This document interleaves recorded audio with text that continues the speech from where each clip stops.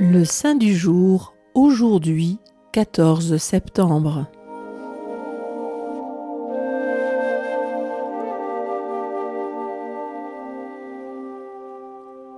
L'Église fête en ce jour la Croix glorieuse. La fête de la Croix glorieuse a une histoire. Sainte Hélène avait retrouvé la croix du Christ et une basilique avait été élevée en ce lieu.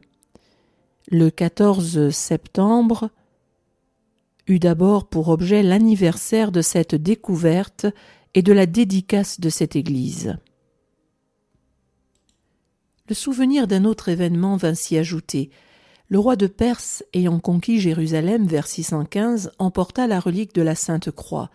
14 ans plus tard, l'empereur Héraclius, l'ayant vaincu et chassé, exigea sa restitution. Ce qui fut fait.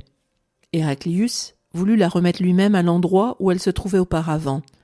En vêtements somptueux et couverts de pierreries, il la prit sur ses épaules. Une tradition nous rapporte qu'il fut arrêté par une force invincible. L'évêque de Jérusalem lui en donna la raison. « Tu n'imites pas assez la pauvreté et l'humilité de celui qui a porté cette croix. » L'empereur alors revêtit un vulgaire manteau, il enleva ses chaussures, et c'est ainsi qu'il put avancer sans plus de difficulté. Les lectures de ce jour nous rappellent que cette fête est bien autre chose que la commémoration d'un événement historique, si vénérable soit-il. La croix, en soi ignominieuse, est devenue glorieuse, parce qu'elle a porté le salut du monde, ainsi que le chantent les fidèles le vendredi saint. Elle dit l'amour du Père, qui a tant aimé les hommes, qu'il a donné pour eux son Fils unique.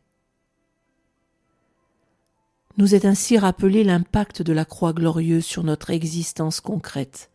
Contempler la croix du Christ et la voir désormais glorieuse, c'est entrer dans le mystère de la rédemption. Alors, nos propres croix, si lourdes soient-elles parfois, perdent de leur poids, soulevées qu'elles sont par la force de l'amour. Mais ce n'est pas là la seule conséquence de cette contemplation. La manière dont le chrétien supporte les épreuves constitue un témoignage.